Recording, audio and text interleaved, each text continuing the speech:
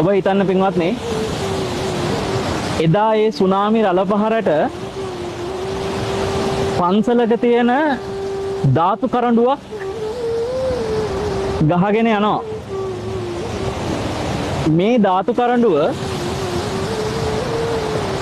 මේ මහා රළ පහර ගහගෙන ගිහිල්ලා කොහොමද පින්වත්නි ආපහු ඒ පන්සලටම ලැබුණොත් එහෙම ඒක ඔබට හිතෙයි විශ්වාස කරන්න අමාරුයි කියලා.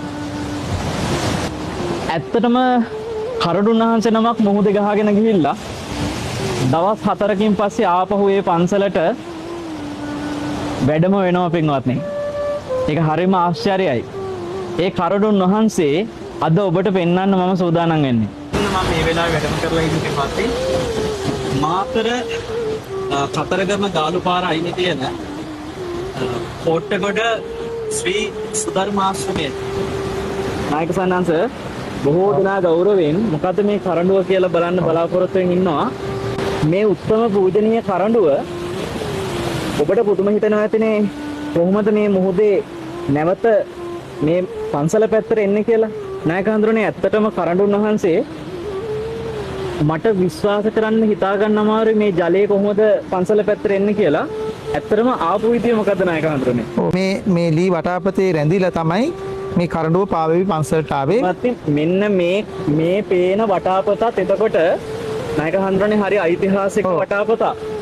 මේක ඓතිහාසිකයි කියන්නේ මේ වටාපතත් එක්ක තමයි මේ කරඬුන් වහන්සේ එන්නේ.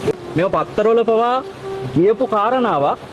මේක මේ පළාතේම මිනිස්සු දන්නවා, රටේ බොහෝ දෙනා දන්නවා. හැබැයි නොදන්න අයට මේක මේ දැනගන්න සලස්වන්නේ ඒක ඒ තරම් පුදුම සහගත කාරණයක්. මේ වටාපත මතයි පින්වත්නි මේ කරඬුන් වහන්සේ පන්සල පැත්තට නැවත දවස් 4කින් පාවෙලා එන්නේ. නායක හඳුරන්නේ කවුද ඉස්සෙල්ලාම දැක්කේ? මොහොතකින් එන කට්ටිය. මේකේ දීවර ඔබට දැන් මේ වෙලාවේ ආන්හර ඈත පේනවා අතන දීවර බෝට්ටු තියෙනවා. ඉතින් මෙතන මේ දීවර බෝට්ටු වල අය මේ කරඬුන් වහන්සේ මේ වටාපතත් එක්ක පන්සල ළඟට මේ පැත්තට පිට්ටු වෙනකොට ඉස්සෙල්ලාම දකින්නේ. නායක හඳුරන්නේ එතකොට ඔබ වහන්සේ මේ සුනාමියත් එක්ක මේ පන්සලම මේ විනාශ වෙනකොට ඔබ වහන්සේ කොහෙද වැඩ හිටියේ? මං කියන්නේ විශ්වවිද්‍යාලෙ හිටියද?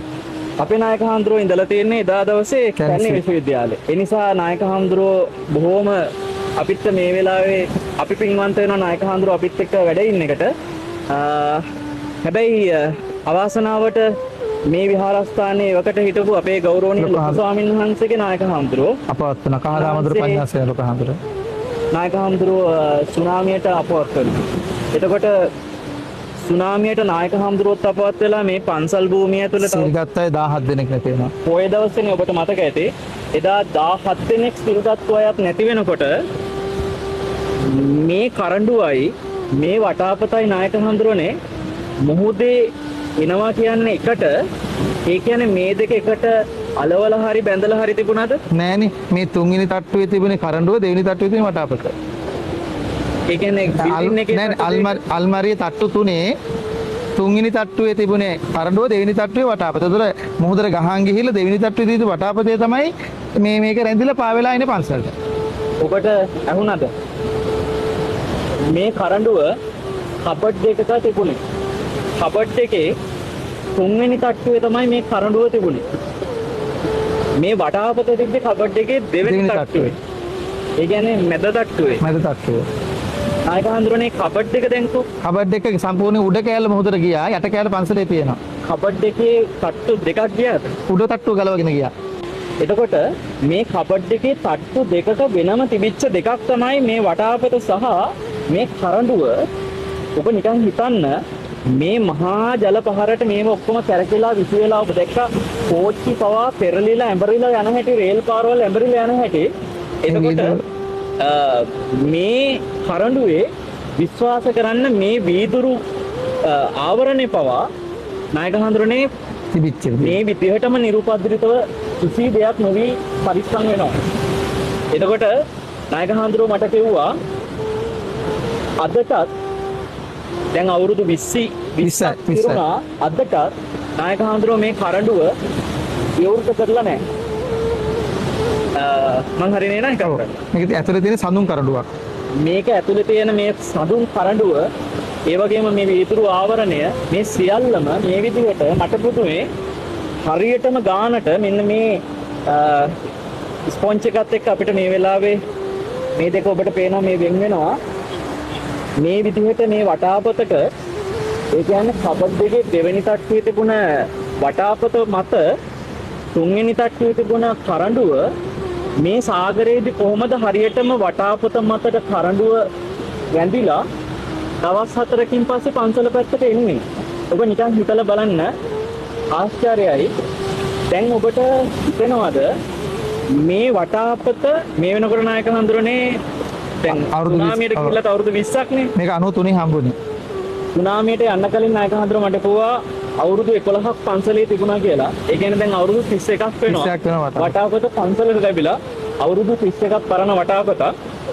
එතකොට මට හිතෙනවා නායක හඳුරන්නේ මේ තරම් ආශ්චර්යමත් විදියට පරිස්සම් වෙන්න මේ කරඬුන් වහන්සේ තුල වැඩ ඉන්න ධාතුන් වහන්සේලා සර්වඥ ධාතුන් වහන්සේ. ඉතාම අපිට බොහොම ගෞරවයෙන් භාග්‍යතුන් වහන්සේගේ සර්වඥ ධාතුන් වහන්සේලා විදියට වන්දනා කරන්න පුළුවන් ධාතුන් වහන්සේලා කියලා විශ්වාසයි. මේ තරම් රකින්න දෙවියන් හෝ නාගයන් හෝ රකින්න අනිවාර්යයෙන්ම අපිට මේ වෙලාවේ මේ විශ්වාසය තියෙනවා. නායක හඳුරන්නේ මේ ධාතුන් වහන්සේලා කොහෙන් ලැබුණාද කියලා ඉතින් ඒ කාලේ 2500 බුද්ධ ජයන්තියට ඒ කියන්නේ 1966 අපේ මෙහි හිටපු හාමුදුරු නමක් නිතරම දඹදිව ගිහින් තියෙනවා. ඒ දඹදිවදී ලැබිච්ච කැණීම් වලින් ලැබිච්ච ධාතුන් වහන්සේලා දෙනමක් තුන් නමක් වඩම්මන් ඇවිල්ලා තියෙනවා. එක නම මේ ධාතු කරුණු තැන්පත් කරලා තියෙන, එක නමක් පිළිම තැන්පත් කරලා තියෙනවා. ඔබට ඇහුණාද 1960 63 ඒ අවුරුදු වලදී දඹදිවින් දඹදිව වන්දනාවේ වඩින නිතරම වඩින ඒ නායක හාමුදුරුවන්ට මේ එහෙ කැණීම් වලදී ලැබිච්ච ධාතුන් වහන්සේලා. දඹදිවදී ලැබෙන සර්වඥ ධාතුන් වහන්සේ නමක් තමයි පින්වත්නි වැඩ ඉන්නේ. ඔබ එතකොට දකින්න පින්වන්තයි මේ කරඬුවම මේ විදිහට දකින්න ලැබෙන එකම ඉතාම දුර්ලභ දෙයක්. මට මගේ ජීවිතේ මන් ලැබිච්ච මහා වාග්යක් හැටියට සලකනවා නායක හඳුරන්නේ. මේ කරඬුව ඉතාම පරිස්සමින් ඔබ වහන්සේ ආරක්ෂා කරනවට නායක හඳුරන්නේ ඔබ වහන්සේටත් ගොඩාක් පිං. මේ වටාපතත් ඓතිහාසිකයි. අපි මේ වටාපතත් පරිස්සම් වෙන්න ඕනේ. ඉතින් මං හිතනවා මේක රටේ බොහෝ දෙනා දන්නේ නැහැ. ඉතින් මේ නායක හාමුදුරුවෝ ගැනත් අපිට ගොඩාක් දේ කතා කරන්න තියෙනවා. අපි නැවත වීඩියෝ එකකින් නායක හාමුදුරුවන්ගේ ඔබ දැනගත යුතුම විශේෂ කාරණා කිහිපයක් කතා කරන්න බලාපොරොත්තු වෙනවා. එහෙනම් හැමදෙනාම ගෞරවයෙන් වන්දනා කරගමු. මේ උත්තම සර්වඥ ධාතුන් වහන්සේලා සහ ඒ ධාතුන් වහන්සේලාගේ ධාතු මන්දිරයක් වගේ මේ මහා රුදු ජල පහරෙන් පවා පරිස්සම් වෙච්ච මේ උත්තම ධාතුන් වහන්සේලා ගෞරවයෙන් වන්දනා කරගන්නවා කියන ඒ සංඥාව හැමදෙනාම හිතේ ඇති කරගමු. හැමදෙනාටම තෙරුවන් සරණයි.